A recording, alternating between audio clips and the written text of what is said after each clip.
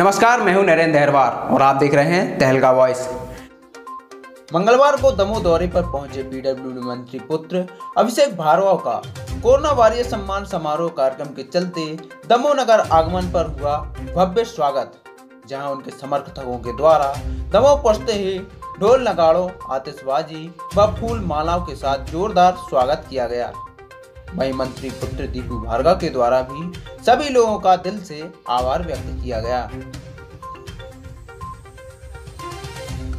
दमोह के मानस भवन में स्थित हनुमंत सेवा समिति के द्वारा आयोजित कार्यक्रम कोरोना वॉरियर सम्मान समारोह में डॉक्टर, सफाई कर्मी, मीडिया कर्मी, पुलिस विभाग सहित कोरोना के चलते आपदा की घड़ी में सेवा कार्य करने वाली समस्त समितियों का शाल एवं प्रतीक चिन्ह भेंट कर सम्मानित किया गया। साथ ही आने वाले समय में भी ऐसे ही सेवा की अपेक्षा की आम नागरिकों से अपील की। साथ ही कोरोना वायरस संक्रमण के चलते विभिन्न लोगों से सतर्कता बरतने की भी उन्होंने मंच के माध्यम से बात की। बीते दिन दमोह दौरे में पधारे मंत्री पुत्र अभिषेक गोपाल भार्गव का काफिला एवं काफिले में लोगों की संख्या इतनी अधिक थी कि सभी लोग देखकर आश्चर्यचकित रह गए। वही लोगों का कहना है कि हाल ही में भाजपा से कैबिनेट मंत्री का दर्जा प्राप्त कर लौटी कांग्रेस से पूर्व विधायक राहुल सिंह के आगमन की तुलना में मंत्री पुत्र के समर्थक बहुत ज्यादा थे। ऐसा काफिला शायद ही अभी तक दमोह में नहीं देखा गया था। दमोह के मानस भवन में भले ही यह कोरोना वॉरियर सम्मान समारोह आयोजित किया गया हो, लेकिन निश्चित तौर पर इन दोनों युवाओं के द्वारा दिखाया गया शक्ति प्रदर्शन साफ झलकता दिखाई दे रहा था। निश्चित ही आगामी समय में दमोह में होने वाले उपचुनाव में बड़े फेरबदल दिखाई देंगे। वहीं सिद्धार्थ मलैया के समर्थकों के द्वारा मानस भवन में कार्यक्रम में पहुंचते ही सिद्धार्थ मलैया के समर्थन में जमकर नारेबाजी की गई।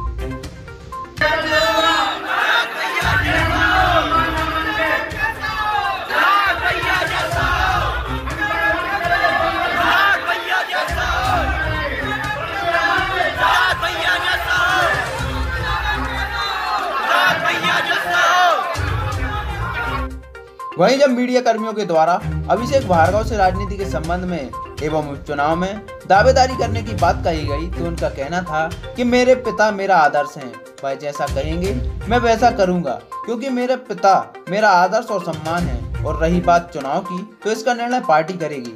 पार्टी का निर्णय हम सभी के लिए सर्वोपरि है, क्योंकि मुझे राजनीति में आगे भी जाना है, जिसके लिए सभी का साथ एवं बड़ों का आशीर्वाद बहुत जरूरी है। और दो आवाज मंच के माध्यम से करना चाहता हूँ अपने चरम के साथ। उस समय आपका जवाब करूंगा सम्मानीय मंच से बहुत ही समृद्धशाली बीच में है। मैं सम्मानीय मनोज मिश्रा जी से, आदरणीय भैया से भी आग्रह करूंगा, बुजुर्ग भी आए, भाई भूपेश यादव से भी आग्रह, वो भी सबका सम्मान करें। मैं आग्रह करूंगा डॉक्टर प्रकाश शुक्ला जी से, लगातार अथक परिश्रम करके, अथक मेहनत करके लोगों का इलाज करने का काम उन्होंने किया है। क्योंकि कार्यक्रम विलंब हो रहा है, मैं आग्रह करूंगा जिनके जल्दी सम्मानित कस्ती की थाना प्रभारी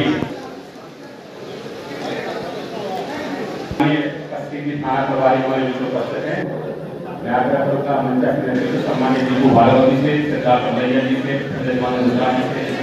लोग जी से, भाई जैन मित्र मंडल, भाई अभिषेक जैन, भाई डूडू, भाई कट्टू, भाई लालू जैन, कोरोना योद्धा के रूप में आज जो समाज के बीच में सम्मान प्राप्त कर रहे हैं, ऐसे हमारे सभी मंचासीन कोरोना योद्धा जिन्होंने कोरोना काल में अपने जीवन की परवाह ना करते हुए समाज के लिए अपनी जान जोखिम में डालकर जिन्होंने काम किया है, सभी सम्मानीय जन, इस प्रांगण में उपस्थित उन समस्त सज्जनों के चरणों में और माता बहनों के चरणों में हाथ जोड़कर प्रणाम करता हूं, जिन्होंने यहाँ पर आकर इस कार्यक्रम को सफलता प्रदान की है। फूलों से घायल होते हैं, आज मैं दमोह आकर फूलों से घायल हो गया। आज मैं पता नहीं यार दमोह कुछ अलग लग रहा था। जब मैं आज दमोह तो आना लगातार होता रहा है, लेकिन आज दमोह कुछ अलग लग रहा था। आज जब मैं दमोह की सीमा में ही आया हूँ, तो पता नहीं कोरोना योद्धा के लिए, कोरोना काल में जिन लोगों ने जन सेवा की है उन सभी के लिए कितना आगाध प्रेम और कितना सम्मान आप लोगों के मन में, समाज के मन में आज यह देखने को मिल रहा है। मैं निश्चित तौर पर जब अपनी मातृभूमि की ओर लौटूंगा तो शीश झुकाकर यही कहूंगा कि हे मां, आज मैं तेरी बहन से मिलकर आया हूं, तो वो मेरी माफी मांगकर चलूंगा। याद कीजिए वो दिन जब लॉकडाउन का खतरनाक समय चल रहा था, जो इसको हम खतरनाक समय कहे, घर से निकलना मना था, लोगों से मिलना जुलना मना था, नजदीक जाना मना था, किसी को छूना मना था, रास्ते वीरान पड़े थे, घरों के दरवाजे बंद थे, गाड़ियों की आवाजाही ना के बराबर थी और थी ही नहीं। रोड पर केवल पुलिस वाले दिखाई दिया करते थे, वो भी डंडे के साथ। और जब लॉकडाउन लगा तो शुरू में किसी को समझ में नहीं आया, लेकिन एक हफ्ते बाद ही इस लॉकडाउन की त्रासदी लोगों को समझ में आने लगी। भूख के मारे लोग बाहर निकलना तो चाहते थे, लेकिन कोरोना के डर के कारण घर से बाहर निकलने में संकोच कर रहे थे। और ऐसे में एक अनजान आदमी जो ना आपकी जाति का है, ना आपके धर्म का है, ना आपके मोहल्ले का है, ना जिसको किसी स्वार्थ से लेना है, ना जिसको किसी चीज से लेना देना है, वह आता है और आपके घर के बाहर राशन रख के चुपचाप चला जाता है। संकट के समय में अगर कोई खड़ा रहा तो आप जैसे वहां लोग भी अपने जीवन को जोखिम में डाल सकते हैं। हम लोगों से उस समय लोग कहा करते थे, अरे यार आप फालतू में बड़े कहाँ किया है, कौन है, उनके पीछे कागज नहीं जानता आप लगा, अरे छीलो ने, अरे दूर से दो, अरे फेंक के दो, इस टाइप की बातें हुआ करती। लेकिन भगवान की कृपा भी ऐसी रही कि एक भी व्यक्ति को कोरोना से कोई समस्या नहीं हुई। 22 के 22 दिन प्रभु की कृपा से बड़े मजे से चले। कोरोना वॉरियर्स सम्मान समारोह में पधारे मुख्य अतिथि सिद्धार्थ मलैया ने भी मंच के माध्यम से अपनी बात रखी। नारेबाजी, सिद्धार्थ भैया संघर्ष करो, हम तुम्हारे साथ। एक बार वो से बोल दो, भैया संघर्ष करो, हम तुम्हारे साथ।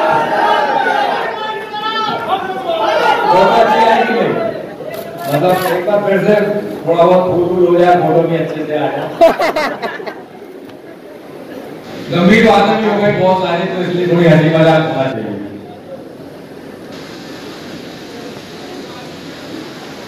चुनाव का दौर आया, उन्होंने कहा भैया आपको बजट नहीं दिखा, फोटो में दिखते ही नहीं आप। बोले आपके वहां के पास के पड़ोस के नेता है अभिषेक वाले, उनके जैसे कपड़ा पहनो, आप अलग देखो। और आप मजेदार बात समझो, मैं वही हूं, वही पक्का मन है। और 5-6 दिन से ये कपड़े पहनना शुरू हो गए, तो सिद्धार्थ भैया संघर्ष करो, आपको वजन हो गया।